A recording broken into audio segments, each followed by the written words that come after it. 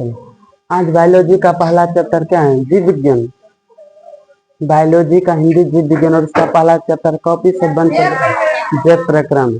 तो जैव प्रक्रम यानी अगर हम आज बायोलॉजी शुरू कर रहे हैं, पहले जानेंगे बायोलॉजी यानी जीव विज्ञान होता क्या है। तो जीव विज्ञान का परिभाषा बोलोगे कोई?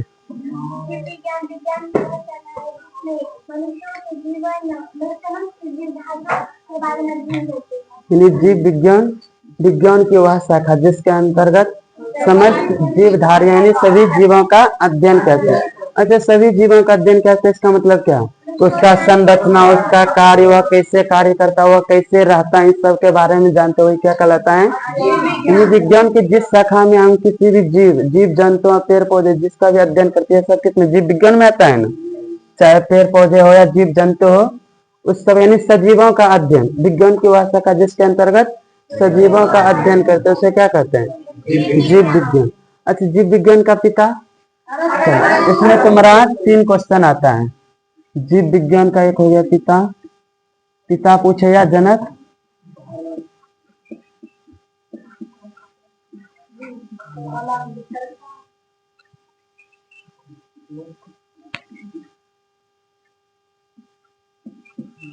जीव विज्ञान का जनक नहीं, रुकिए, एक क्वेश्चन ये हो गया और हो गया प्राणी विज्ञान का जनक।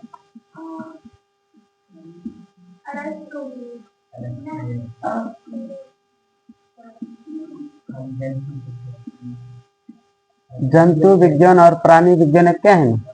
जंतु बोलो या प्राणी बोलो, एक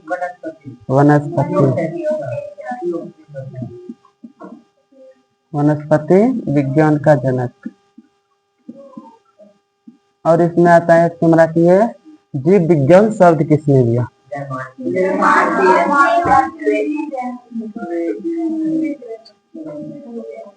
जीव विज्ञान शब्द बोले या जीव विज्ञान नाम बोले। अच्छा, अगर ये पूछे जीव विज्ञान शब्द का जनक कौन है या जन्मदाता कौन है, क्या बोले? अरस्तु ने। हम पूछ रहे शब्द का जन्मदाता, वही ना? अगर सुनते हैं हाँ, अगर पूछे जीव विज्ञान का जन्मदाता तो अरस्तु। चलो, सबसे पहले जीव विज्ञान का जनक पूछे, पिता पूछे या जन्मदाता पूछे, क्या होगा? अरस्तु। इंग्लिश में क्या बोलते हैं? एरिस्टोटल। अरस्तु, एरिस्टोटल बोला था। और प्राणी विज्ञान का जनक ये है अरस्तु। वनस्पति का थियोफ्रेस्टस या फास्टस।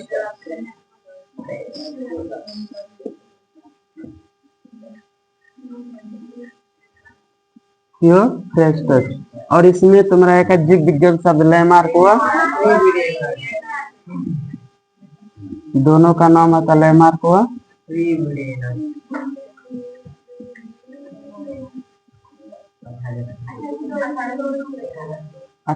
लैमार्क एवं ट्रीविरेनस कब? कोई बात नहीं, दोनों याद रखना। 1801 में मतलब इसका अध्ययन शुरू हुआ था, लेकिन मेन रूप से जब इसका नाम पड़ा वो पब्लिश कब? पब्लिश मतलब समझते हैं? प्रकाशन में पूरा जानकारी सभी जगह जब लिखा गया तो 1802 में था। 1801 में इसका अध्ययन ही हो रहा था, अध्ययन शुरू हुआ था, पूर्ण रूप से वो पब्लिक नहीं हुआ था, प्रकाशित नहीं हुआ था, इसलिए इसका क्या माना था? कब हुआ था? 1802 में। अब ये जीव विज्ञान का जनक अरस्तु को ही क्यों कहा जाता है? प्राणी विज्ञान का जनक भी अरस्तु को क्यों कहा जाता है? अब ये दोनों सम है। देखो, जैसे सबसे पहले यानी प्राणी के बारे में अध्ययन जो सबसे पहले किसने किए थे? अरस्तु। यानी कि कोई भी जीव जीवित कैसे रहता है, वह मतलब उसका संरचना क्या है, वह कार्य कैसे करता है, और उसका संरचना मतलब उसके विभिन्न भाग कैसे कार्य करता है, इस सब के बारे में किसने बताया थी? किसने बताए थे? अरस्तु। और उस टाइम जीव विज्ञान नाम नहीं पड़ा था अरस्तु पर। अरस्तु क्या था? और इसका बाद में 1802 में लैमार्क एवं ट्रीविरेनस ने इसका नाम क्या दिया? जीव विज्ञान। अच्छा, होता है जीव विज्ञान ही नाम क्यों दिया? इसका इंग्लिश क्या होता है? बायोलॉजी।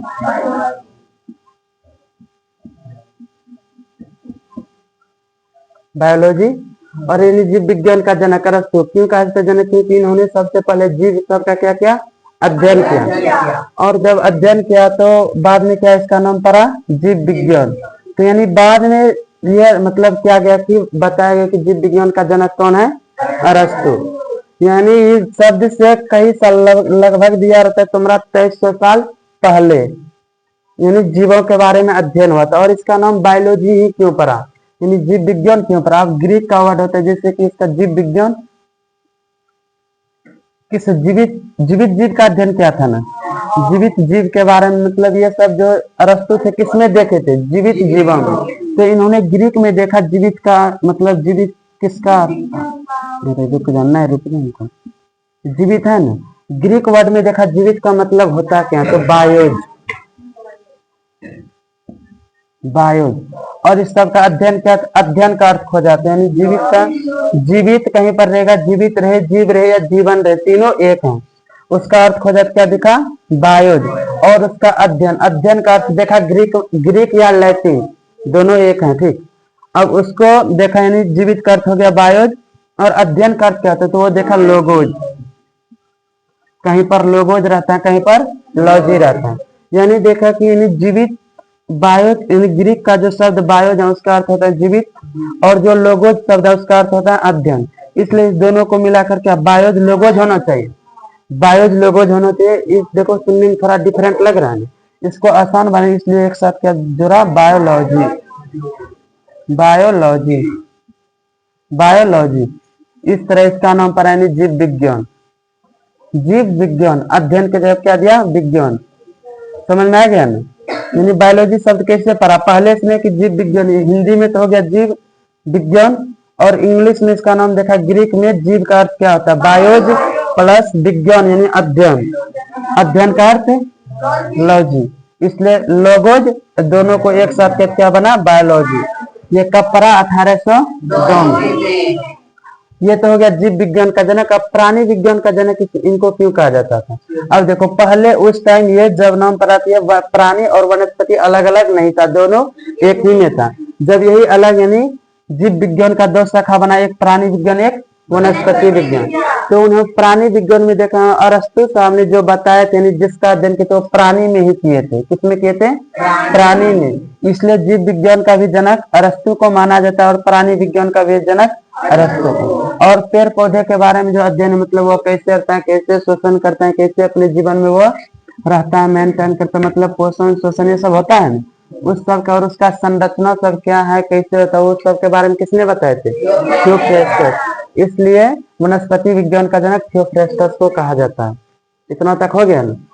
अब बायोलॉजी हाँ होता है, अब इसके आगे जाएंगे। जो पहला चैप्टर बायोलॉजी का है उसमें जैव प्रक्रम। तो जैव प्रक्रम क्या होता है?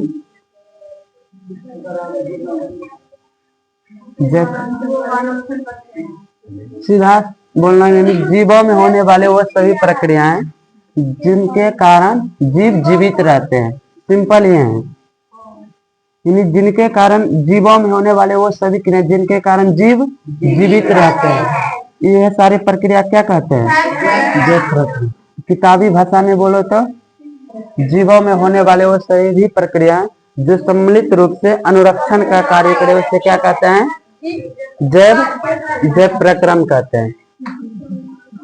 जैव प्रक्रम यानी जीवों को जीवित रहने के लिए उसके जीवन में जितने भी कार्य होते हैं वो सभी क्या कहलाते हैं? सभी अलग यानी सभी सम्मिलित रूप से क्या कहलाएगा? जैव प्रक्रम। अब जैव प्रक्रम में मतलब पहले क्या? पोषण। पोषण क्या होता है?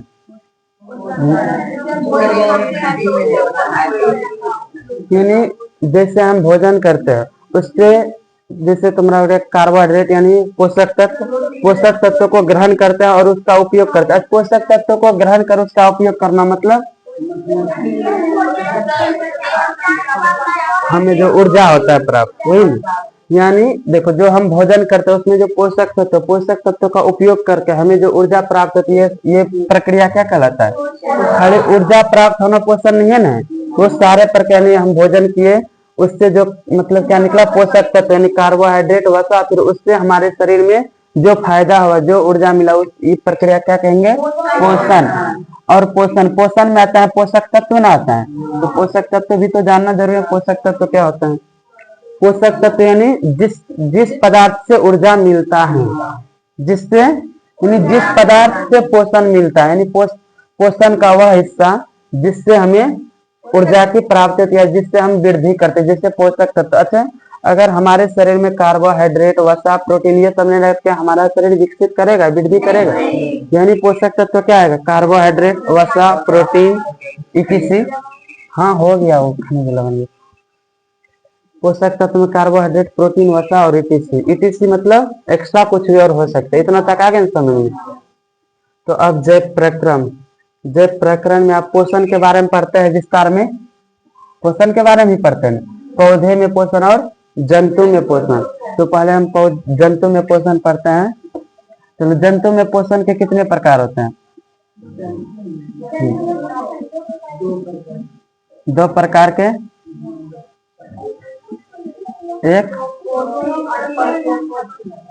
ये देखो, जंतु या पौधा में नहीं, सिर्फ यहाँ पोषण होगा। ठीक, पोषण के कितने प्रकार, अब इसके प्रकार में आएंगे जंतु में और पौधा में। ठीक, पोषण यानी जितने भी जीवित जंतु, चाहे जंतु हो या वनस्पति हो, पेड़ पौधे, यानी जो भी जीवित है, तो उनमें जो पोषण होता है कितने तरह से? दो। एक स्वपोषण होता है, एक परपोषण, या इसको क्या बोलते हैं? विषम पोषण। परपोषण या विषम पोषण।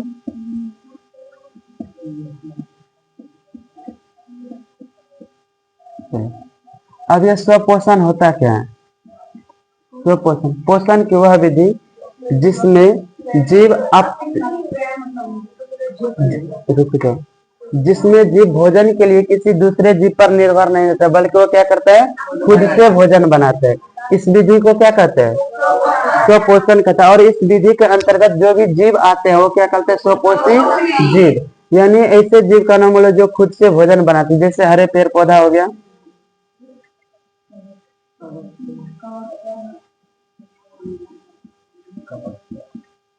कवक। कवक मुख्य रूप से नहीं आता, कोनो कवक का भाग है। शैवाल, शैवाल में भी मुख्य रूप से कौन? नीलहरित शैवाल। अच्छा, बाद में शैवाल इतना तक रह गया। भी स्वपोषण में शैवाल हो जाएगा। अब स्वपोषण के भी कितने? दो भाग होते हैं ना, एक प्रकाश संश्लेषण, एक रसायन संश्लेषण। एक प्रकाश संश्लेषण,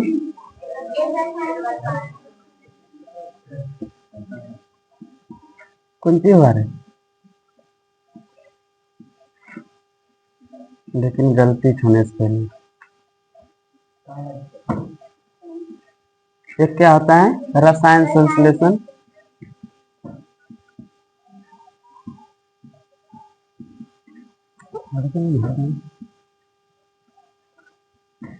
चलो दोनों का उदाहरण बोलोगे।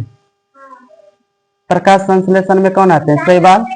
और शैवाल में भी मुख्य रूप से कौन? नीलहरित शैवाल, जिसको बोलते हो साइनोबैक्टीरिया। नीलहरित, इंग्लिश में क्या बोलते हैं इसको? और ये तुमको पूछा जाता है कि हिंदी में ऐसे पूछ दे, इंग्लिश में साइनोबैक्टीरिया क्या? निम्न में साइनोबैक्टीरिया क्या? ऑप्शन शैवाल, बैक्टीरिया, जीवाणु, नन। किसमें? शैवाल। साइनोबैक्टीरिया यानी इसका इंग्लिश नाम है, लेकिन वो वास्तव में क्या है? शैवाल है। नीलहरित शैवाल यानी क्या है? वो शैवाल। और रसायन संश्लेषण में कौन आते हैं? बैगनी सल्फर जीवाणु। ये भी क्या है? शैवाल है। और जीवाणु, जीवाणु है ये जीवाणु है। बैगनी सल्फर जीवाणु यानी बैक्टीरिया। चलो इस दोनों का मतलब समीकरण भी बताना पड़ेगा कि प्रकाश संश्लेषण का जानवे करते हैं। बस ये बैगनी सल्फर जीवाणु होता है, प्रकाश संश्लेषण में जल लेता है, वो जल नहीं जबकि क्या होता है? H2S लेता है। उतना तो विस्तार जाना है नहीं। यानी स्वपोषण दो प्रकार के, एक प्रकाश संश्लेषण, एक रसायन संश्लेषण। प्रकाश संश्लेषण में नीलहरित शैवाल यानी साइनोबैक्टीरिया, रसायन संश्लेषण में बैगनी सल्फर जीवाणु। स्वपोषण यानी जो जीव, यानी पोषण की वह विधि जिसके अंतर्गत जीव स्वयं से खाना बनाते हैं, यानी स्वयं से भोजन बनाते हो, और इसके अंतर्गत आने वाले जीव क्या कहलाते हैं? स्वपोषी जीव। फिर आता है परपोषण, परपोषण या विषम पोषण। परपोषण क्या, तो वैसे जीव या देखो, पोषण की वह विधि जिसमें जीव भोजन के लिए किसी दूसरे जीव पर निर्भर हो, अर्थात जो अपने से भोजन नहीं बनाते, उसे क्या कहते हैं, परपोषण या विषम पोषण। और इसके अंतर्गत आने वाले जीव को विषम पोषी या परपोषी जीव कहते हैं। जैसे मानव,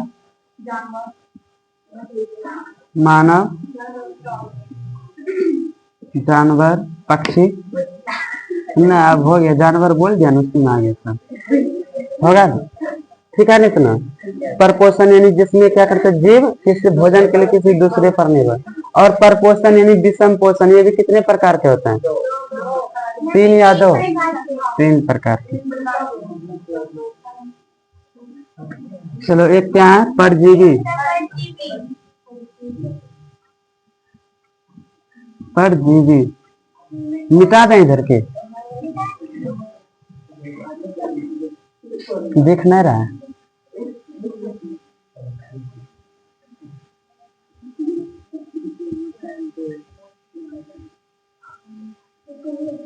परजीवी का दूसरा नाम क्या है,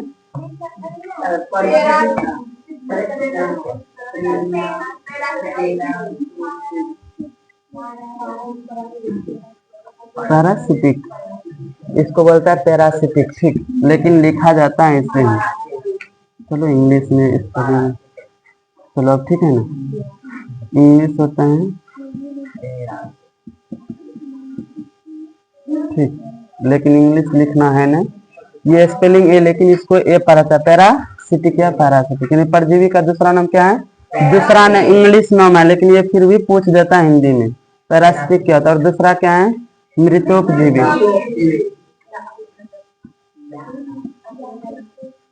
मृतोपजीवी या बोलो अपघटक या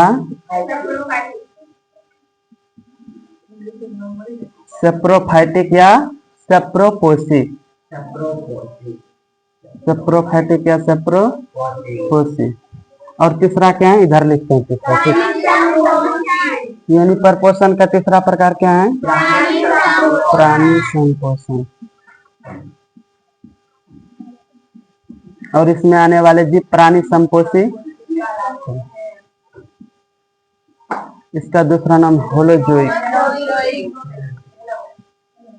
होलोजोइक। चलो अब परजीवी क्या होता है, परजीवी यानी पैरासिटिक, यानी परपोषण की वजह से सीधा बोलते वह परपोषी जीव जो मतलब अपना भोजन क्या करते हैं, किसी दूसरे जीव पर, यानी भोजन के लिए जो दूसरे पर निर्भर हो। और इसमें क्या होता है, एक जीव को लाभ और एक को हानि होता है, तो जीव क्या कहलाता है, यानी जिसको लाभ होता है वो जीव क्या कहलाता है, परजीवी। जैसे हो गया जोंक, कौन सी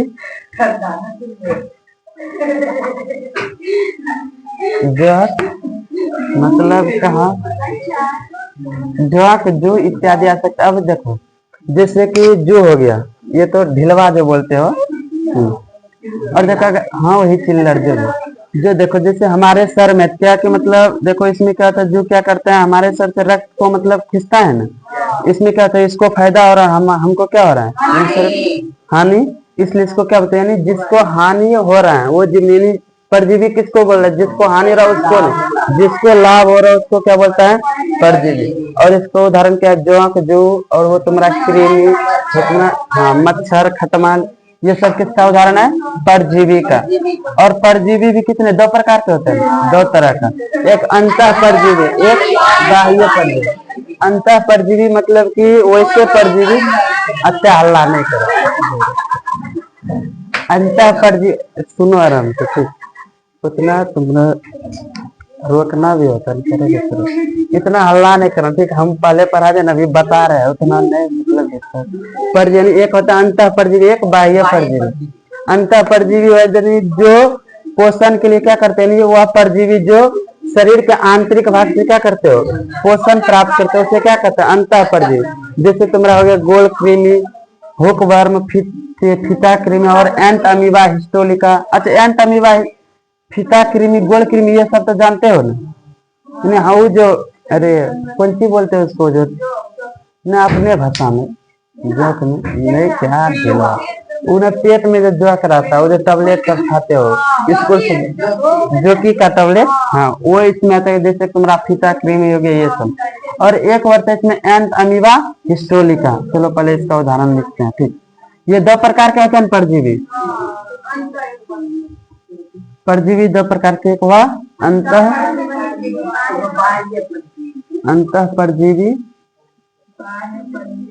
अंतः परजीवी यानी जो पोषण के लिए क्या करें, यानी शरीर के आंतरिक भाग से पोषण प्राप्त करता है। वो क्या, जैसे तुम्हारा हो गया जोक ने, फीता कृमि,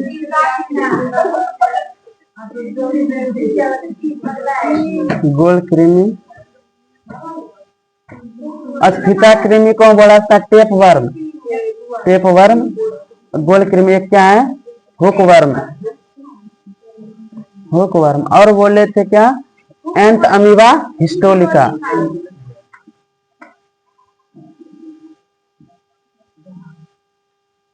एंट अमीबा हिस्टोलिका ये क्या होता है, ये मतलब गंदे जल सब में पाए जाते हैं। नहीं पूरा गंदा नहीं, जैसे लाकर रख देते हो ना, सुबह में ले लिया, इससे खुला धरोगे, शाम में पियोगे उसे। हाँ डेंगू मच्छर होता है, ये भी जीवाणु होते, सूक्ष्म जीवाणु, ये दिखता नहीं, ठीक। एंट अमीबा हिस्टोलिका ये किसमें पाए जाते हैं, गंदे जल और मिट्टी सब में, ठीक। इसलिए बोला था खाने से पहले हाथ धो लिया करो या धो लेना चाहिए। अब ये जैसे कौन सी एंट अमीबा हिस्टोलिका, इसका पूरा नाम है ये, ठीक। अब जब ये शरीर में जाता है फिर क्या करता है, हानि पहुंचाता। अब क्या पहुंचाता मत करो, चलो ठीक है। अंतः परजीवी, फीता कृमि, गोल कृमि, हुकवर्म, एंट अमीबा हिस्टोलिका, और भी कुछ आ सकता है, इतना रहने दो। उसके बाद होता है दूसरा, इसका भाग क्या है, बाह्य परजीवी। बाह्य परजीवी, बाह्य परजीवी क्या होता है, जो वैसे परजीवी जो पोषण के लिए किसी जीव के बाह्य भाग से क्या करता है, अपना पोषण प्राप्त करते हैं या भोजन प्राप्त करते हैं, वो क्या कहलाता है, बाह्य परजीवी। इसमें क्या आ जाएगा, जोंक,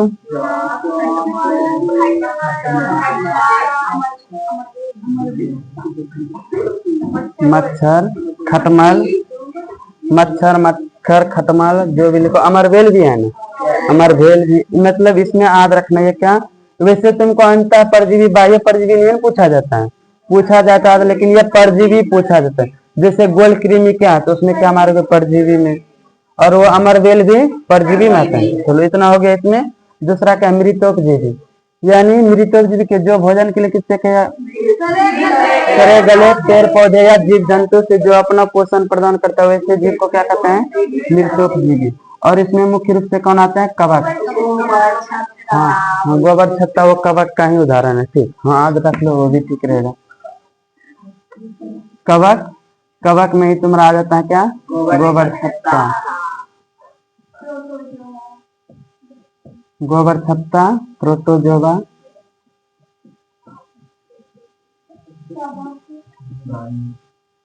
अच्छा प्रोटोजोआ इसमें जाते, जैसे ये सब है ना, ये प्रोटोजोआ रहने दो, प्रोटोजोआ, ठीक।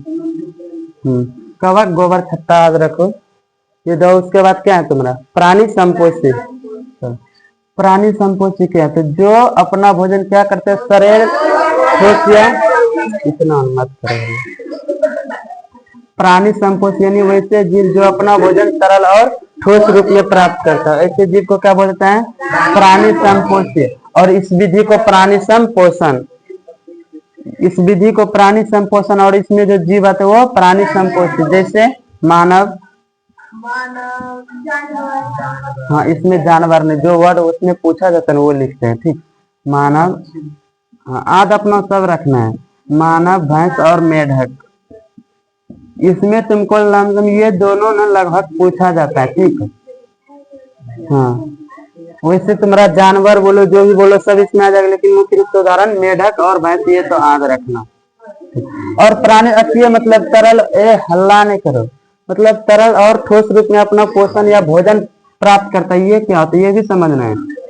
तरल और ठोस रूप का मतलब है कि ये जो मतलब इसमें जितने भी जीव आते हैं जो भी भोजन करते हैं या तो वह भोजन होगा तरल रूप में या तो ठोस रूप में, चाहे कोई भी भोजन हो किस रूप में रहेगा, या तो तरल या तो ठोस रूप में।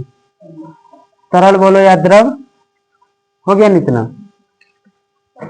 इसमें लगभग अब तुम्हारा क्या हो गया, मतलब जीवों में पोषण मतलब पूरा ना, उसका जो बेसिक था जितना जानना था उतना हो गया। अब इसी को विस्तार से नहीं, कोई भी जीव पोषण कैसे करता है, जीवित कैसे रहता है, वो सब आगे जाना, बस ये बेसिक हो गया ना। तो इतना पौधे में भी जान लेता हूँ, उसके बाद आगे देखो तो पौधे में क्या होगा। अच्छा नहीं छोड़ दो। अच्छा इतना मिट्टी इतना आ गया ना सबको समझ, वैसे भी नहीं आएगा समझे में तो समझाने वाले है थोड़े आया, ठीक है नहीं है रहे, क्लास छोड़ोगे तो यही होगा। हाँ बता रहे हैं।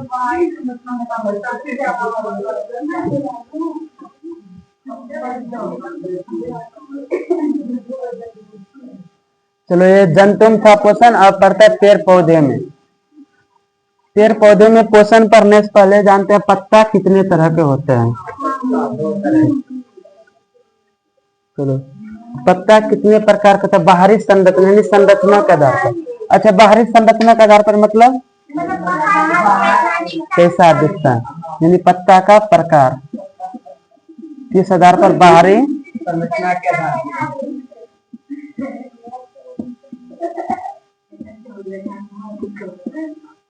पत्ती का प्रकार बाहरी संरचना के आधार पर।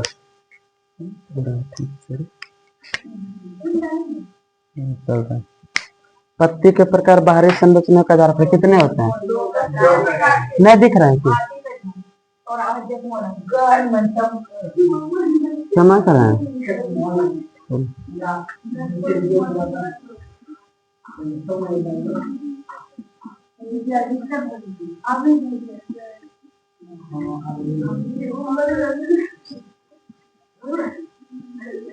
पत्ती के प्रकार बाहरी संरचना के आधार पर कितने होते हैं, दो,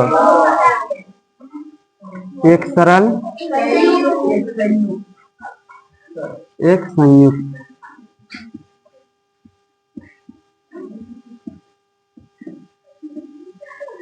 चलो सरल में आते हैं कौन, जिसका पत्ती क्या होता है, सीधा होता है, यानी जिस पत्ती में कट लगा हुआ नहीं रहते हैं। हाँ अभी थोड़ा ना, सरल में हो गया। एक क्या होता है संयुक्त, संयुक्त में क्या होता है जिस पत्ती में कट लगा हुआ रहता है, जैसे लेकिन ये स्ट्रक्चर हमारा आवे छान नहीं बन गई। रुक जा रुक जा रुक जा, पहले पत्ती बना लेते हैं।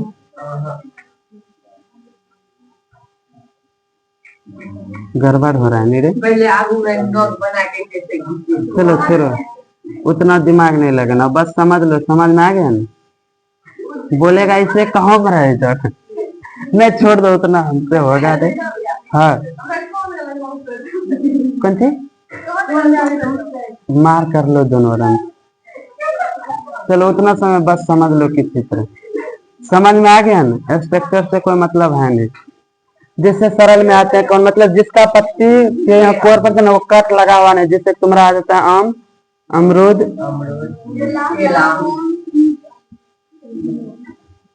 हाँ कुछ भी बोलो, आम अमरूद जामुन जितना भी, यानी जिसमें सीधा तुम जिसमें कटना, और जिसमें कट वो क्या आता है, गुलाब, गुलाब की पत्ती, नीम एक्सेट्रा। चलो अब इसमें जानती है जो ये पत्ता, और ये भाग कौन सा भाग क्या कहलाता है, ये जो ये भाग क्या कहलाती है, टहनी वाला पर्णवृंत, पर्णवृंत। अभी समझाना पड़ेगा कि पर्णवृंत, चलो समझा देते हैं, समझा देते हैं। जैसे मान लो ये तना, इससे जैसे टहनी निकला और इससे पत्ता निकला। हाँ अब ये जो भाग है ना, मतलब जो किससे, तना से और पत्ती से, जो पत्ती को पकड़े हुए हैं। अच्छा अगर ये नहीं रहेगा तो पत्ती सही से रह पाएगा, ये बताओ, इसी कारण हो रहा है। ये जो भाग ये क्या कहलाता है, पर्णवृंत, पर्णवृंत। और ये जहां से जुड़ा हुआ है वो बिंदु पर्णाधार, यानी पर्ण का आधार, पर्णाधार। चलो पुष्प में भी बता दें कि, चलो रहने दो, वो सब भी बता। चलो मान लो अगर जैसे यहाँ इससे अगर पुष्प निकला है, जैसे अगर हाँ एक पुष्प निकला तो इसको क्या बोलोगे, पुष्प वृंग। अब इसी से मान लो हाँ इसी से कई पुष्प निकल रहे जिससे, तो नहीं रुक जाना अभी। इसमें पुष्पावली वृंग के लिए देखो सब ये तीनों किससे जुड़ा हुआ है, एक से, इससे, ये तीनों मिलकर एक से जुड़ा हुआ है ना। इस एक को देखो, अगर ये अकेला था उस टाइम ये क्या कहला रहा था, पुष्प वृंग। लेकिन जब इससे कई पुष्प जुट गए तो ये क्या कहलाएगा, पुष्पावली वृंग। पुष्पावली वृंग। अब इसमें पुष्प वृंग है या नहीं है, ये है पुष्प वृंग। अब ये बन जाएगा, यानी एक पुष्प का जो टहनी है वो पुष्प वृंग, अगर जो पुष्प का समूह है वो सिर्फ एक सब मिलकर किससे जुड़ा, इससे ना, तो ये हो गया पुष्पावली वृंग। और ये जो एक पुष्प है इसका जो टहनी ये क्या कहलाएगा, पुष्प वृंग। आगे समझ में। और ये जो इसका बाहरी भाग है ये वाला क्या कहलाता है, मारी जी, मारी जी। और ये जो ये सिरा है इसका टहनी, जहाँ ये भाग क्या कहलाता है यहाँ का, स्टिक्स। और ये जो सिरा है ये सिरा क्या कहता है, मध्य सिरा। चलो इसको लिखते, हाँ ये बाहर वाला भाग पर्णवृंत, ये जो पश्चिम, हाँ क्या था ये, नहीं इसको कुछ नहीं, इसको पर्ण का आधार भी इसको भी बोला था, जहाँ से पत्ती शुरू हुआ है, ठीक यही से निकला है ना पत्ती, इसको पर्ण आधार बोला था जहाँ से शुरू हुआ। और मैन पर्ण आधार कहाँ, ये भी कहलाता है, ठीक। ये तो पूछा जाता है ना, पर्ण के आधार में ये भी आ जाता है और ये भी आ जाता है, ठीक। ये बिंदु पर्णाधार, पर्ण का आधार कहाँ नहीं, पढ़ने में मिस्टेक या लिखने में मिस्टेक, लेकिन बोले थे पर्णाधार ही, लिखे होंगे वरना अलग बात है, मिस्टेक में वरना लिखे हो, पर्णाधार होगा, ठीक। बोले पर्णाधार ही, लेकिन सुनने में मतलब सुनने में थे तुम, सुने बोले थे वर्णाधार के, हम लिखे होंगे ठीक है, लेकिन बोले होंगे पर्णाधार ही, स्टिक्स। और ये क्या होगा, मध्य सिरा,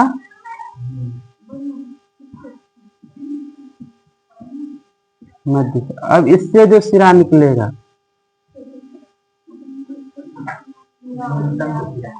इसको क्या बोलोगे, सिरा। कौन चेक हाँ, पत्ती को सही से स्ट्रक्चर प्रदान करना, अगर ये नहीं रहेगा तो पत्ती का स्ट्रक्चर बनेगा ठीक नहीं, मतलब कुछ नहीं, तो बोले संडे कुछ पूछना है, क्या बात नहीं। अब इससे फिर इस सिरा से जो फिर सिरा निकलेगा इसको बोला जाएगा छोटी सिरा, उसमें भी वही होगा ना, छोटी सिरा। अच्छा अब जो ये कट लगा भाग इसको क्या बोलोगे, बाहरी भाग, कुमारी जी। सेम टू जैसे उसमें भी वही होगा। ये किस आधार पर, पत्ती के बाहरी संरचना के आधार पर। अब पत्ती के कौन सी हुआ, रुको बाहरी पत्ते के बाहरी संरचना,